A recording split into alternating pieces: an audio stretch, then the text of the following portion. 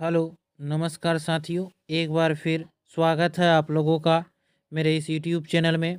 आज के इस वीडियो में हम लोग देखेंगे एसएससी जीडी से संबंधित जीके और जीएस के कुछ महत्वपूर्ण प्रश्नों को।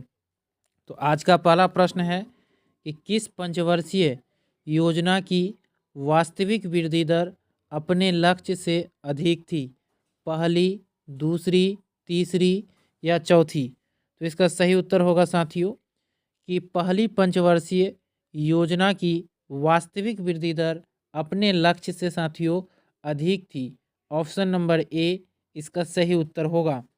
चलते हैं प्रश्न नंबर 2 की ओर। प्रश्न नंबर 2 कह रहा है यहाँ कि भारत में तीसरी पंचवर्षीय योजना कब शुरू हुई थी?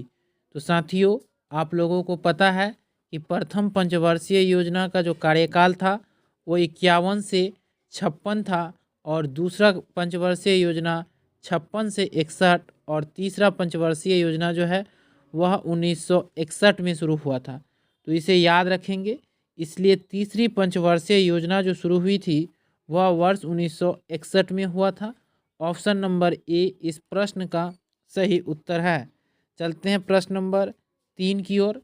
प्रश्न नंबर 3 कह रहा है भारत में पहली पंचवर्षीय योजना की शुरुआत कब हुई? 1956 में, 1951 में, 1953 में या 1952 में? तो इस प्रश्न का सही उत्तर होगा साथियों कि भारत में पहली पंचवर्षीय योजना की शुरुआत 1951 में हुई थी। ऑप्शन नंबर बी इस प्रश्न का सही उत्तर है कि भारत में पहली पंचवर्षीय योजना की शुरुआत 1951 में हुई थी। भारत में साथियों कुल 12 पंचवर्षीय योजना चली। अंतिम पंचवर्षीय योजना का कार्यकाल 2012 से 17 तक था। चलते हैं प्रश्न नंबर 4 की ओर। प्रश्न नंबर 4 कह रहा है कि कृषि का विकास किस पंचवर्षीय योजना का आदर्श वाक्य था? तो साथियों पहली पंचवर्षीय योजना का आदर्श वाक्य जो था वह कृषि का विकास था। ऑप्शन नंबर ए इस प्रश्न का सही उत्तर होगा। और पहली पंचवर्षीय योजना 1951 से 56 तक थी साथियों और इसका आदर्श वाक्य था कृषि का विकास। और यह योजना जो है अपने लक्ष्य से अधिक वृद्धि हासिल की थी। चलते हैं प्रश्न नंबर 5 की ओर।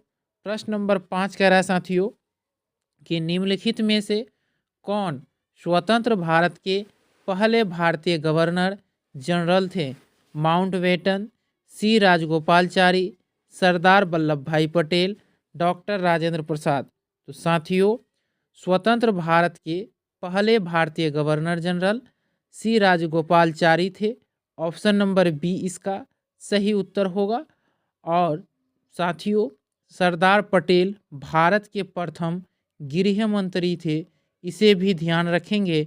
और डॉक्टर राजेंद्र प्रसाद दोस्तों साथियों वो भारत के प्रथम राष्ट्रपति थे तथा संविधान सभा के अस्थायी अध्यक्ष थे।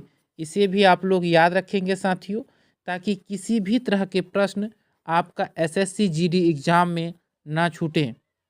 हमारा अगला प्रश्न है प्रश्न नंबर 6। प्रश्न नंबर 6 कह रहा है पहला आईसीसी टी20 क्रिकेट विश्व कप किस वर्ष आयोजित किया गया था? तो साथियों यहाँ से आपको पूछा है कि आईसीसी टी20 क्रिकेट विश्व कप किस वर्ष शुरू हुआ था? तो इसका शुरुआत हुआ था वर्ष 2010 में 2007 में पहला आईसीसी टी20 क्रिकेट विश्व कप की शुरुआत हुई थी साथियों। और इसका विजेता टीम जो था वो भारत था। इसे भी ध्यान रखेंगे कि प्रथम आईसीसी टी20 विश्व कप के विजेता भारत थे और इसकी शुरुआत वर्ष 2007 में हुआ था। चलते हैं प्रश्न नंबर 7 की ओर। प्रश्न नंबर 7 कह रहा है साथियों यहाँ से पूछा जा रहा है कि भडला सौर ऊर्जा पार्क भारत के किस राज्य में स्थित है? तो इसका सही उत्तर होगा राजस्थान राज्य में। साथियों राजस्थान राज्य की राजधानी जयपुर है। जयपुर को पिंक सिटी के नाम से भी जानते हैं साथियों। ब्रह्मा जी का एकमात्र मंदिर राजस्थान राज्य में ही है साथियों, इसे भी याद रखेंगे। और पुष्कर का जो मेला लगता है साथियों, तो वह भी राजस्थान राज्य में ही स्थित है। सांभर झील भी राजस्थान राज्य में है, इन्हें भी आप लोग जरूर याद रखेंगे। अगला प्रश्न है प्रश्न नंबर 8। प्रश्न नंबर 8 कह रहा है बिहू किस राज्य का त्यौहार है? असम, उत्तर प्रदेश, उत्तराखंड या बिहार? तो इसका सही उत्तर होगा साथियों कि बिहू जो है वह असम राज्य का त्यौहार है। असम का राजधानी साथियों दिसपुर है, इसे भी ध्यान रखेंगे। वर्तमान समय में असम के मुख्यमंत्री हेमंता बिस्वा शर्मा है साथियों। अम्बुबाची का मेला जो है वह असम राज्य में ही लगता है। और विश्व का सबसे बड़ी नदी द्वीप माजुली जो है साथियों वह असम राज्य में स्थित है, इसे भी ध्यान रखेंगे कि विश्व का सबसे बड़ा नदी द्वीप माजुली वह असम राज्य में ही स्थित है। अगला प्रश्न है प्रश्न नंबर 9। प्रश्न नंबर 9 पूछा है साथियों कि जाकिर हुसैन किस वाद्य यंत्र के लिए जाने जाते हैं? तबला, सितार, संतूर या शहनाई? तो इसका सही उत्तर होगा साथियों कि जाकिर हुसैन जो हैं वह तबला वाद्य यंत्र के लिए जाने जाते हैं। Zakir Hussain, option number A इसका सही उत्तर है। चलते हैं प्रश्न नंबर 10 की ओर। प्रश्न नंबर 10 कह रहा है भीमसेन जोशी किस क्षेत्र में प्रसिद्ध थे? तबला के क्षेत्र में, सितार के क्षेत्र में, गायन के क्षेत्र में या बांसुरी के क्षेत्र में? तो भीमसेन जोशी जो थे साथियों वह गायन के क्षेत्र में प्रसिद्ध थे। ऑप्शन नंबर सी इसका सही उत्तर है। प्रश्न नंबर 11 कह रहा है साथियों कि अदिति अशोक का संबंध किस खेल से है? शूटिंग, टेनिस, गोल्फ या बैडमिंटन? तो इसका सही उत्तर होगा साथियों अदिति अशोक का संबंध जो है वह गोल्फ खेल से है। ऑप्शन नंबर सी इस प्रश्न का सही उत्तर है। चलते हैं प्रश्न नंबर 12 की ओर। प्रश्न नंबर 12 कह रहा है साथी कि कितने खिलाड़ी बास्केटबॉल की एक टीम में होता है? 6, 5, 8 या 7? तो इसका सही उत्तर होगा कि बास्केटबॉल में 5 खिलाड़ी होते हैं एक टीम में, इसे ध्यान रखेंगे साथियों। क्रिकेट, हॉकी और फुटबॉल इन तीनों में एक टीम में 11 खिलाड़ी होते हैं, इसे भी ध्यान में रखेंगे साथियों कि क्रिकेट, हॉकी और फुटबॉल में एक टीम में 11 खिलाड़ी होते हैं, लेकिन बास्केटबॉल में एक टीम में 5 ही खिलाड़ी होते हैं। हमारा अगला प्रश्न है साथियों प्रश्न नंबर 13। प्रश्न नंबर 13 कह रहा है निम्नलिखित में से कौन सार्क का सदस्य नहीं है? भारत, पाकिस्तान, ईरान या श्रीलंका? तो साथियों इसका जो सही उत्तर होगा कि भारत, पाकिस्तान और श्रीलंका ये तीनों सार्क का सदस्य हैं, लेकिन ईरान इसका सदस्य नहीं है। ऑप्शन सी इसका सही उत्तर होगा। साथियों सार्क की स्थापना वर्ष 1985 में हुआ था और इसकी स्थापना बांग्लादेश की राजधानी ढाका में हुआ था। और सार्क का जो मुख्यालय है साथियों वह नेपाल की राजधानी काठमांडू में है, इसे भी ध्यान रखेंगे कि सार्क का स्थापना वर्ष 1985 में हुआ था और यह इसका जो मुख्यालय है वह काठमांडू में स्थित है। हमारा अगला प्रश्न है प्रश्न नंबर 14। प्रश्न नंबर 14 कह रहा है निम्नलिखित में से कौन फिलीपींस की राजधानी है? बैंकॉक, मनीला, जकार्ता या वाशिंगटन डीसी? तो इसका सही उत्तर होगा कि फिलीपींस की राजधानी मनीला है साथियों, इसे भी याद रखेंगे। मनीला में ही साथियों एशियन डेवलपमेंट बैंक का मुख्यालय है, यानी एडीबी का, एशियाई विकास बैंक का जो मुख्यालय है वह मनीला में है, जिसकी स्थापना वर्ष 1966 में हुआ था, इसे भी ध्यान रखेंगे। हमारा अगला प्रश्न है प्रश्न नंबर 15। प्रश्न नंबर 15 कह रहा है शिव समुद्रम जलप्रपात किस नदी पर अवस्थित है? तो इसका सही उत्तर होगा कावेरी नदी पर। चलते हैं प्रश्न नंबर 16 की ओर। प्रश्न नंबर 16 कह रहा है साथियों लोकटक झील किस राज्य में स्थित है? असम, मणिपुर, त्रिपुरा या मेघालय? तो इसका सही उत्तर होगा साथियों कि लोकटक झील जो है वह मणिपुर राज्य में है। ऑप्शन बी इसका सही उत्तर है। मेघालय में साथियों उमियम झील है। इसे भी ध्यान रखेंगे कि उमियम झील यदि आपसे पूछा जाए तो वह मेघालय राज्य में है और मणिपुर में लोकटक झील है।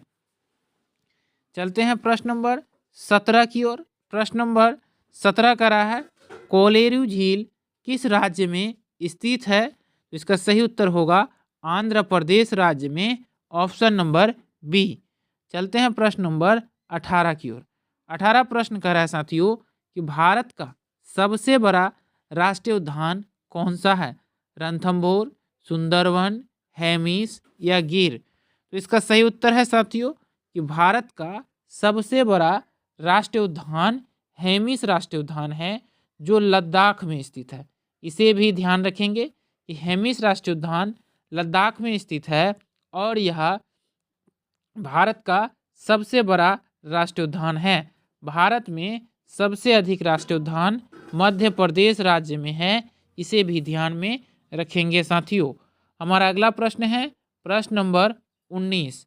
प्रश्न नंबर 19 करा है गुप्त वंश का संस्थापक कौन था? समुद्रगुप्त, चंद्रगुप्त प्रथम, श्रीगुप्त या कुमारगुप्त? तो साथियों इसका सही उत्तर होगा कि गुप्त वंश का संस्थापक श्रीगुप्त थे। ऑप्शन नंबर सी इस प्रश्न का सही उत्तर होगा। अगला प्रश्न है प्रश्न नंबर 20। प्रश्न नंबर 20 का है भारत का नेपोलियन किस गुप्त शासक को कहा जाता है? चंद्रगुप्त प्रथम को, समुद्रगुप्त को, चंद्रगुप्त द्वितीय को या कुमारगुप्त को? तो इसका सही उत्तर होगा साथियों कि भारत का नेपोलियन जो है वह समुद्रगुप्त को कहा जाता है। ऑप्शन नंबर बी इस प्रश्न का सही उत्तर है। अगला प्रश्न है प्रश्न नंबर 21। प्रश्न नंबर 21 आपसे पूछ रहा है चीनी यात्री फाह्यान भारत कब आया था? समुद्रगुप्त के समय, चंद्रगुप्त द्वितीय के समय, कुमारगुप्त के समय या स्कंदगुप्त के समय? तो साथियों इसका सही उत्तर होगा कि चीनी यात्री फाह्यान जो है वह चंद्रगुप्त द्वितीय के समय भारत आया था। ऑप्शन नंबर समुद्रगुप्त के समय आया था साथियों। अगला प्रश्न है प्रश्न नंबर 22। प्रश्न नंबर 22 कह रहा है कि 16 महाजनपदों के संदर्भ में निम्न में से कौन सा राजधानी शहर नहीं था? अवंती, श्रावस्ती, उज्जैन या कौशाम्बी? तो साथियों इसका सही उत्तर होगा कि प्राचीन काल में 16 महाजनपद हुआ करते थे जिसमें सबसे शक्तिशाली महाजनपद मगध था जिसकी राजधानी राजगृह में हुआ करता था। और यहाँ जो है साथियों यहाँ आपसे पूछ रहा है कि 16 महाजनपदों के संदर्भ में कौन सा राजधानी शहर नहीं था? तो इसका सही उत्तर होगा अवंती। साथियों अवंती जो था वह एक महाजनपद था या राजधानी नगर नहीं था। श्रावस्ती, उज्जैन और कौशाम्बी जो था यह राजधानी नगर था। अगला प्रश्न है प्रश्न नंबर 23। प्रश्न नंबर 23 आपसे पूछ रहा है साथियों कि सितारा देवी निम्नलिखित में से किस शास्त्रीय नृत्य के लिए प्रसिद्ध थी? कथकली, भरतनाट्यम, कथक या मणिपुरी? तो इसका सही उत्तर होगा कि सितारा देवी जो थी वह कथक शास्त्रीय नृत्य के लिए प्रसिद्ध थी। ऑप्शन नंबर सी इस प्रश्न का सही उत्तर होगा साथियों। तो धन्यवाद साथियों, फिर मिलते हैं अगले वीडियो में, तब तक के लिए जय हिंद।